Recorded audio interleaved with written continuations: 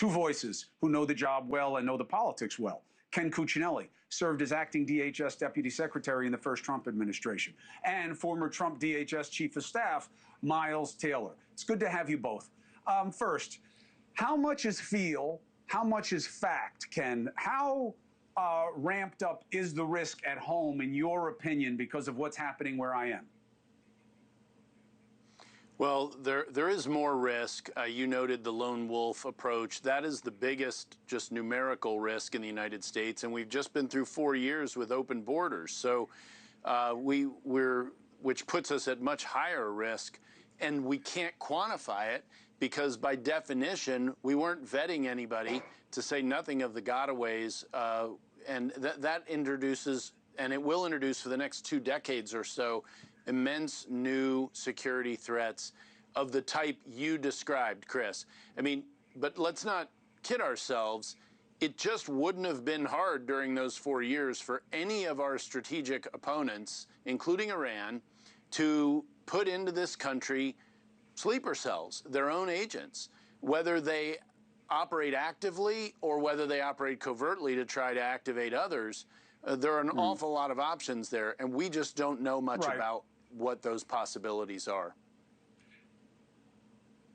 Right. I mean, look, that's not new. It's not, but for Biden's lack of good immigration policy, we wouldn't have any domestic terror threat. But the Iran war has escalated that threat. Is homegrown right-wing extremists. Yeah, the Iran war isn't. I'm just saying, let's resist the temptation to say, hey, look, we got a problem at home because of Biden's immigration policy. I don't think that's true. I think it exacerbated the problem, but I don't think it caused the problem. And Miles, the question is, what staunches the problem? What helps with the problem? Do I really care about the political optics of who the New York City mayor is having dinner with? I get why people don't like it right now, but what really would help us deal with the threat profile? Well, look, I respect Ken, but I don't think Ken gives us enough credit from the first Trump administration. We put in place, and this had nothing to do with politics, we put in place the most robust screening and vetting architecture in American history. We launched something when Ken was there called the National Vetting Center that the Biden administration and others have used to screen and vet terrorists and other threats coming into the country. I don't think we can blame Biden. You know, Donald Trump was the one who took us to war with Iran while the Department of Homeland Security was shut down. But to your question, Chris, what can we do now? And it is obvious that the shutdown is because there's not political agreement about what to do at the Department of Homeland Security. I heard today from Senator Chris Murphy that Democrats have passed to the White House this idea that they could reopen parts of DHS, especially parts that are mission critical for countering the terrorist and cyber threat right now. I think that's very, very important. I think this goes way beyond politics. That's going to mean the White House is going to need to give a little bit. Democrats are going to need to give a little bit. But I'm sure Ken would agree with me that what we're talking about here is a very serious nation-state threat. Iran is one of the most capable terrorist actors on the face of the globe.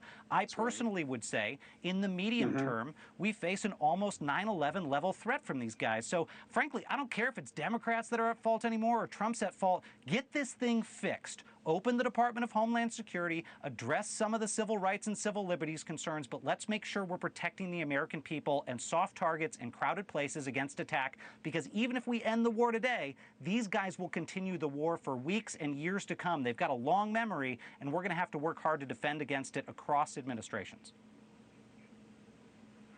Hey, Ken, look, you know, I'm usually the one accused of being irrationally optimistic, but Ken, here's my question. Look, in terms of which parts of the government have to be reopened, it's too in the weeds for me. Here's my concern, is I don't think it's just about Iran and its proxies. It's fundamentalism.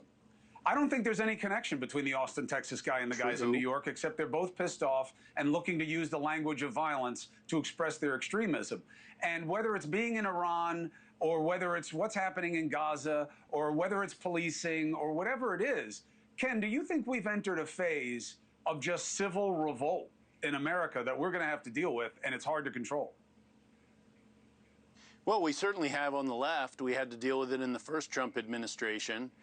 You didn't see the kind of violent protests against the Biden administration that you have seen against both Trump administrations. This is orchestrated, low-level domestic terrorism. So your comment about domestic terrorism being a threat is true, and it's on the left. Thank you for watching. Subscribe below and download our NewsNation app right now on your phone, and you will get fact-based, unbiased news for all Americans.